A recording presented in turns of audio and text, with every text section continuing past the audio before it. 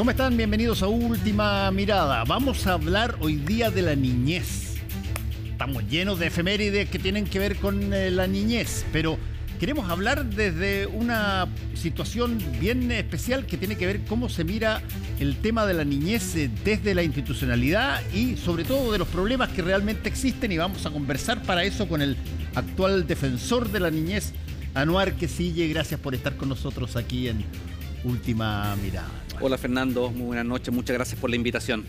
Oye, lo que conversábamos antes, pero debe haber mucha gente que tiene todavía resabios machistas que cree que la Defensoría de la Niñez básicamente siempre tiene que ser cubierta por una mujer, y sin embargo tú eres el primer hombre defensor de la niñez. Así es, y ese es un tema que tiene que ver también con cómo socialmente se entienden las responsabilidades respecto de la niñez en cuanto a esta idea como maternal de cuidado. Exacto. De niños, niñas y adolescentes.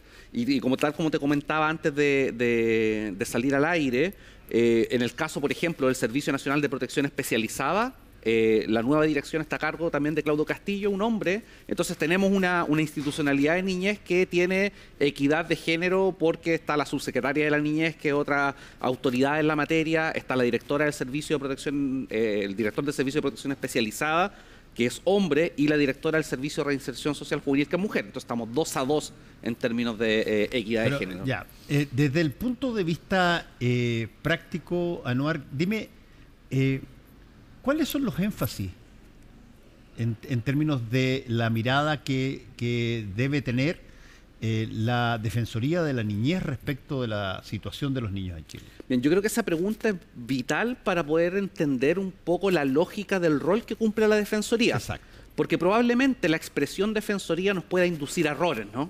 Uno entiende que la Defensoría se hace cargo de la defensa y la defensa legal de niños, exactamente, por ejemplo, y la judicialización, la representación jurídica.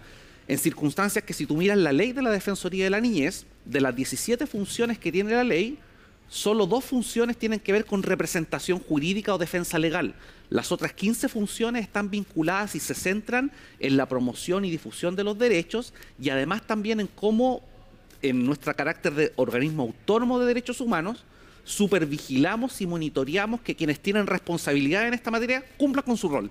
Es decir, respiramos en el oído de las instituciones para decirle cuando están haciendo las cosas mal, pero también nos ponemos a disposición de estas instituciones públicas o privadas para apoyarlos en iniciativas que vayan en la línea con los desafíos que actualmente enfrenta la niñez y la adolescencia en el país. O sea, desde ese punto de vista uno podría decir aquí no estamos hablando exclusivamente, por ejemplo, de situaciones que tienen que ver exclusivamente con maltrato o abuso. Aquí estamos hablando de una situación que toma a la niñez desde muy tierna infancia hasta que ya pasan a una característica de adultez formal. Exactamente, exactamente. De hecho, tenemos muchas de nuestras funciones vinculadas a atender requerimientos. En el último año, si tomamos el periodo de nuestro informe anual, entre el 30 de junio del 2023 hasta el 30 de junio del 2024, nosotros atendimos cerca de 3.000 requerimientos. Nos llegan 3.000 casos, de los cuales no todos tienen que ver con vulneraciones graves, sino que hay algunos que tienen que ver, por ejemplo, con derivaciones, con orientación. Pero además también tenemos una fuerte labor y muy importante en materia de formación y capacitación de funcionarios públicos. Iniciamos una iniciativa que se denomina Educa Niñez, que está dirigida a funcionarios públicos para que conozcan la lógica de la protección de la niñez, y en nuestra primera versión ya tenemos más de 2.600 personas inscritas, y además actividades de formación, participación y promoción de derechos. Entonces la representación jurídica, la representación legal, es solamente una vertiente de las 17 funciones que tiene la Defensoría. Sí, por ejemplo, hay toda yo diría no sé si llamarla moda, pero hay toda una construcción en varios países del mundo y en algunos países más desarrollados que el nuestro, en torno a la situación de la niñez, que tiene que ver con alimentación, con, por cierto, educación, con, llamémosle, distracción o los hobbies que se puedan tener y cómo eso empalma con una relación con los adultos mayores, con los adultos en general. Porque, Anuar, convengamos una cosa, cuesta a veces separar, es decir, a ver, ¿dónde se establece que una persona deja de tener características de niñez? ¿Es porque uno pone un número? Después de tantos años, de ahora en adelante, te lanzas a la vida como si fueras un ciudadano. ¿Cómo se empalma ese camino hacia la cantidad de obligaciones que te llegan después de que tú cumples un determinado de edad legalmente como ciudadano? Bueno, yo creo que esa es una de las grandes disyuntivas, ¿no?, que uno tiene respecto a cuáles son los límites de la niñez y la adolescencia. Exacto. Yo diría que hay dos respuestas para tu pregunta, Fernando. La primera tiene que ver con el criterio legal. La ley es clara y señala que niño, niña o adolescente, que es el artículo primero de la ley 21.430, que es la ley de garantía y protección integral, que en marzo de 2025 va a cumplir 3 años de vigencia. El artículo primero dice que niño o niña es toda persona que no haya cumplido los 18 años de edad. Así es. Y uno podría pensar que todos los derechos que están en la ley, de una u otra forma, sufren un corte o se deben dejar de garantizar porque esa persona llega a la mayoría de edad. Pero eso es así, yo diría, parcialmente, porque hay ciertas situaciones que están vinculadas a la protección de la niñez y la adolescencia que perviven más allá de la mayoría de edad. Por ejemplo, niños, niñas y adolescentes que están bajo el sistema de protección, que han sido víctimas de vulneraciones en sus derechos y que están en una residencia y que están estudiando.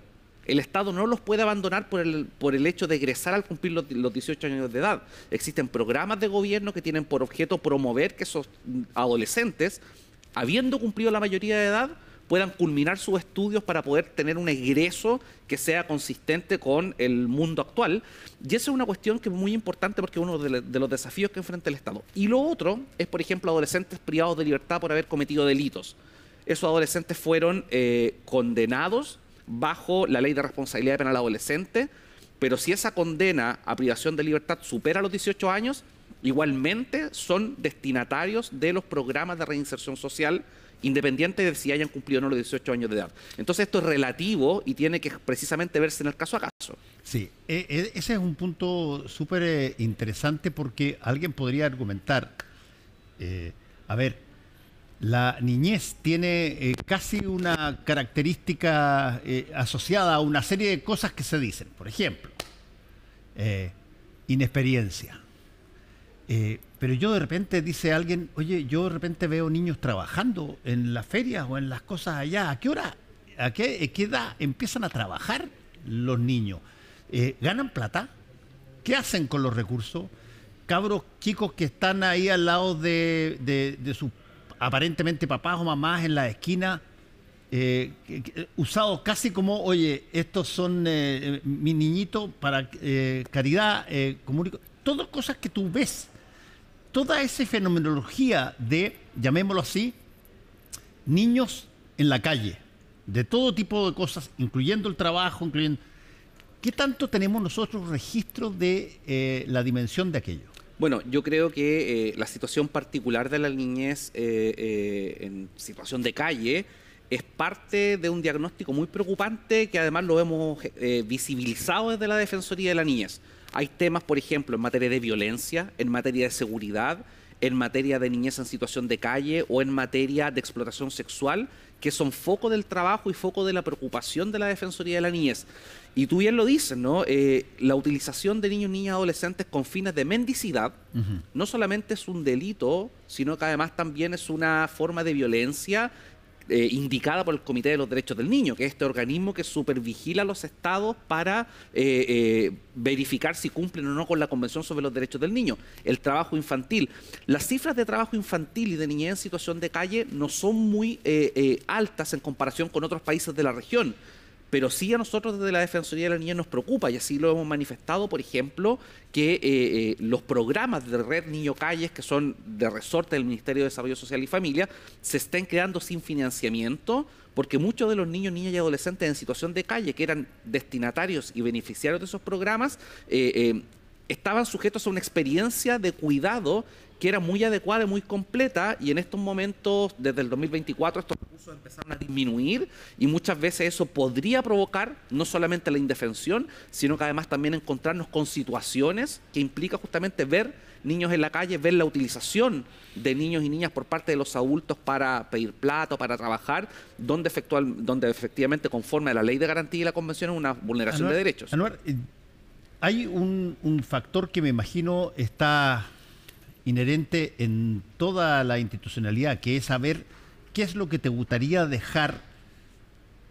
establecido una vez que eventualmente se termina el gobierno, tú te vas, para comenzar un camino que antes no existía respecto de la Defensoría de la Niñez. ¿Qué hace falta, o las 2 o 3 cosas que a tu juicio son urgentes que salgan luego en materia de institucionalidad sobre la niñez? A ver, yo creo que esa pregunta se relaciona, con mi llegada a la Defensoría ya hace un año. Yo asumí la gestión de la Defensoría el 6 de noviembre del 2023, y durante los primeros 6 meses nos dedicamos precisamente a pensar en cómo avanzábamos estratégicamente hacia la consolidación de la institución, pero evidentemente con el fin último de cómo dejamos una institucionalidad consolidada para los niños, niñas y adolescentes.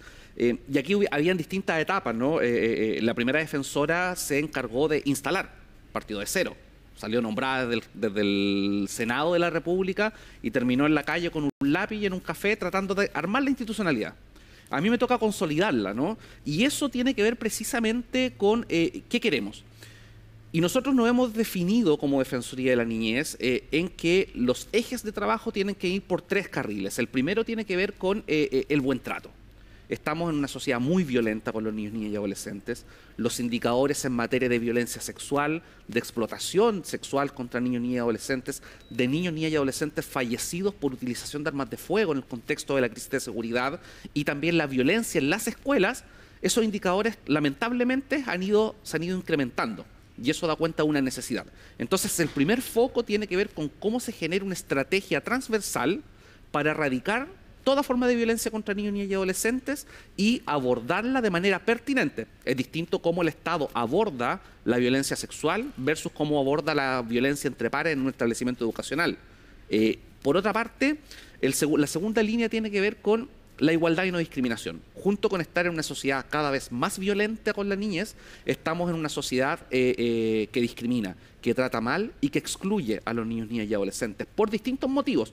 Por motivos de nacionalidad, de etnia, de género, de posición socioeconómica. Y ahí una de las cuestiones importantes, porque además lo identificamos como prioritario porque la ley entrega esta obligación para el Estado, es generar protección reforzada. Es decir, aquellos niños y niñas que se encuentran en situaciones de desventaja histórica y social, que son aquellos grupos que te he nombrado, entre otros, las niñas también, por ejemplo, por motivos de género. Respecto de esos grupos de niños, niñas y adolescentes, el Estado debe generar medidas adicionales, debe generar políticas públicas focalizadas y especializadas. Y lo tercero tiene que ver con la participación.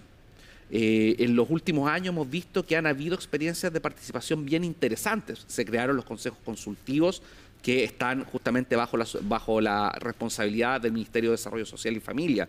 Nosotros tenemos nuestro propio Consejo Consultivo de Niños, Niñas y Adolescentes y así otras instituciones, pero tradicionalmente los niños y niñas han estado excluidos del debate público. Los hitos de participación son meras simbologías o meras participaciones declarativas que no impactan en las decisiones de política pública. Entonces, terminados estos 4 años, yo me gustaría contar con una defensoría validada transversalmente. Hay que recordar que la defensoría, al no ser del gobierno, es un organismo independiente, pero del Estado, y por lo tanto mi gestión va a continuar cuando termine este gobierno, una institución que justamente sea reconocida como una institución distinta a la cual los niños y niñas pueden ir para justamente pedir orientación, ayuda o representación frente a casos de violencia, frente a casos de discriminación y frente a casos de falta de participación. Déjame plantearte una pregunta ampliada respecto de una situación en particular que desgraciadamente me tocó conocerla en el pasado, que tiene que ver con lo siguiente. tiene que ver con la cantidad de personas que para todos los efectos prácticos quizás no son niños, pero son utilizados. Por ejemplo, la utilización de menores de edad para acompañar delitos, robos y todo lo demás, como el menor de edad eventualmente zafa, te usan soldados desde ya muy temprano en aquello. Después viene un fenómeno ya que tiene que ver con el sistema carcelario.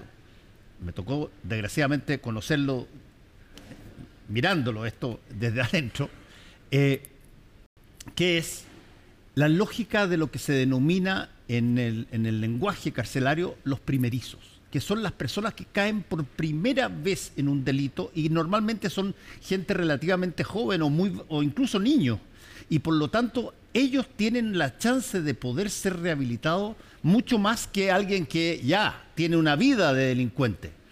Pero para eso hay que tener programas, para eso hay que tener recursos y sobre todo la rehabilitación toma tiempo. Entonces, ¿qué tanto de eso se puede hacer con niños? Particularmente llegan niños, por ejemplo, que eventualmente vienen como inmigrantes, tienen que entrar a colegios, tienen que cohabitar con un país que no conocen. ¿Cómo se hace todo eso? Bien, esa es una de las grandes preguntas en materia de reinserción. ¿Cómo solucionamos el problema de la delincuencia juvenil? Hay que decir que en relación el porcentaje de adolescentes que cometen delitos versus el porcentaje de adultos que cometen delitos es diametralmente opuesta. O sea, el porcentaje de adolescentes en conflicto con la ley no es tan alto en relación con los adultos, y el porcentaje de adolescentes migrantes que cometen delitos es mucho menor que respecto de los adolescentes nacionales que cometen delitos. Sin embargo, tenemos un problema, y el problema tiene que ver con que ha habido un aumento importante en los delitos violentos, y hay un aumento importante de participación y ayer lo hablaba con el director del Servicio de Protección Especializada, de niños y niñas menores de 14 años, es decir, inimputables que están cometiendo delitos. Y que los ponen intencionalmente. Exactamente. Ahí porque son inimputables. Y ahí tenemos dos situaciones en las cuales necesariamente debemos distinguir para encontrar una respuesta. La primera tiene que ver con los adolescentes imputables. Sí. Uno mira, y esta es parte del diagnóstico que hemos hecho desde la Defensoría de la Niñez y que también está respaldado por organismos internacionales, donde un adolescente que comete un delito, la mayoría de los delitos que cometen los adolescentes son delitos contra la propiedad, e ingresa a un sistema que no lo reinserta, que no lo prepara para la vida independiente, lo más probable es que ese adolescente vuelva a entrar al sistema, pero cometiendo un delito más grave. Es decir, el adolescente que entró robando podría entrar eventualmente matando, claro, disparando. Y lo otro tiene que ver precisamente con que uno de las apuestas del Estado, que nosotros vemos con buenos ojos, es la instalación del Servicio Nacional de Reinserción Social Juvenil, que enfoca el abordaje de estas situaciones desde el punto de vista de la prevención del delito y de una reinserción efectiva, es decir, que los programas sean pertinentes, que haya acompañamiento de los adolescentes una vez que cumplan su sanción privativa de libertad o en el medio libre, y que finalmente se entreguen todas las herramientas para justamente evitar y prevenir que esos adolescentes se sientan conminados o llamados a cometer delitos.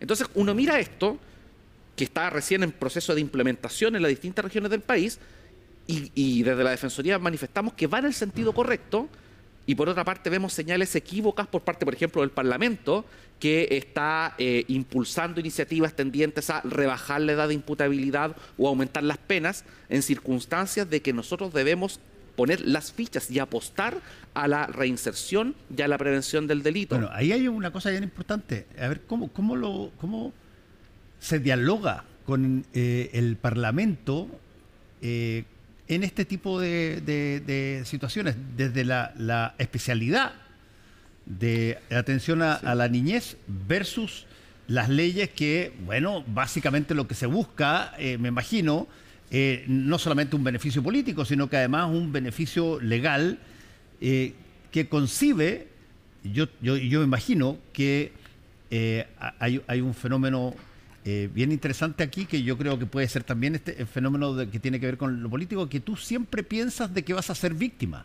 Nunca piensas que eventualmente algún pariente tuyo, un hijo, un primo, etcétera, va a ser un victimario. Así es. Y por lo tanto tú estás dispuesto a pasarle bala a todo el mundo porque crees que nunca jamás te va a llegar nada. Bueno, yo ahí, en términos políticos, y aquí yo hablo con total libertad, porque como yo no tengo vereda política, Esta es la casa de la libertad. Dale, así es, me parece, y en mi rol independiente, yo la verdad veo señales equívocas por parte del Parlamento. ¿Por qué? Porque por una parte está en implementación el Servicio Nacional de Reinserción Social Juvenil, al cual el Ministerio de Justicia le está poniendo todo el esfuerzo para que resulte y podamos tener precisamente una solución a este tema de por qué los adolescentes que cometen delitos y cumplen su pena, después vuelven a delinquir. Ese es el foco del sistema, y además el Ministerio Público ha estado de acuerdo con esto y la Defensoría Penal Pública también. Y el Poder Judicial, por cierto, está apoyando en la implementación de este servicio. Y esa ley que crea el Servicio Nacional de Reinserción Social Juvenil, en uno de sus artículos dispone que la evaluación de la implementación y el funcionamiento de este servicio se debe realizar a 3 años de entrada en vigencia. Es decir, uno puede evaluar si esto ha mejorado o no a 3 años. Pero evidentemente la urgencia de cómo nosotros vemos, por ejemplo, en los medios de comunicación que los adolescentes están cometiendo delitos, hace muchas veces que se adopten medidas que están dotadas de parafernalia o populismo penal, donde algunos parlamentarios y parlamentarias que dieron su voto positivo para ese proyecto de ley y que tienen que esperar 3 años para evaluarlo, están proponiendo medidas legales para generar justamente un derecho penal que sea más duro en términos de bajar la edad de imputabilidad, y en circunstancias de que existe evidencia comparada, no desde el derecho, que es donde yo me siento mejor, sino que desde otras ciencias, desde la psicología del desarrollo, desde la criminología, que comprueban que eso no es correcto, versus situaciones también que dicen que el aumento de penas tampoco ayuda a resocializar en la medida que no hay intervenciones adecuadas y garantía de derechos, la educación, la salud, la reinserción, la preparación para la vida independiente. Y desde ese punto de vista, Noar, ¿tú tienes algún ejemplo en el mundo que te encantaría, por ejemplo, que nosotros probáramos o materializáramos acá? Sí, a ver, yo creo que en términos comparados, sí, y el punto de partida de esto, porque muchas veces también a los organismos que tenemos un mandato en derechos humanos se nos tacha de garantistas o abolicionistas del derecho penal. Y no es así.